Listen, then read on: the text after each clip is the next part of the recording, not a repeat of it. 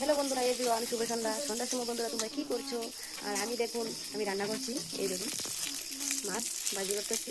এখানে আছে দুটা মাছের পিস, আর একটা লেজা, আর দুটা মাথা।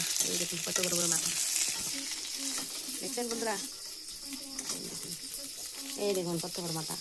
এই মাথাটা আমি খাবো, দেখছো? আমি এই মাছ কীভাবে কি দিয়ে ঝুল দিব জানো? এই দেখুন, এখানে কারকল, পটল, আলু কাটানো হয়ে গেছে। আর মাছ এখনো বাজি হয়েছে না, তার লেগে মাছটা এখনো বাজি হয়েছে না। বাজি হইলে এরপরে বসাই দেবো কারকল, আলু, পটল ভাজি।